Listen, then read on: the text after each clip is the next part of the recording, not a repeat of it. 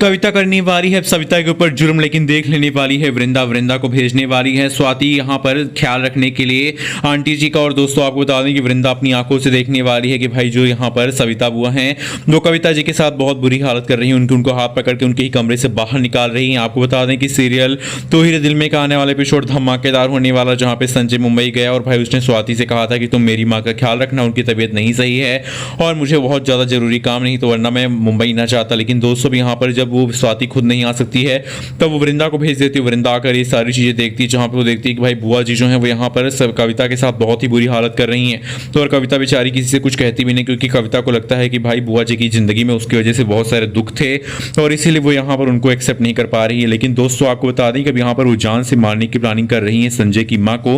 वो चाहती हैं कि संजय की माँ जब यहाँ पर रहेंगी तो संजय को यहाँ पर थोड़े दिनों में मैं संभाल लूंगी और मैं उनसे अपना बदला ले लूंगी। लेकिन शायद उनको ये पता नहीं है कि भाई वृंदा उनको बचा लेने वाली है। जी हाँ, जब वृंदा वहां पहुंचने वाली है तब वो सारी सच्चाई बुआ जी की देख लेने वाली। वृंदा कहने वाली कि आपने बहुत ही गलत किया है आंटी जी के साथ ये करके, और आपने काकी के साथ जो किया है बहुत ही ज़्यादा गलत बात है।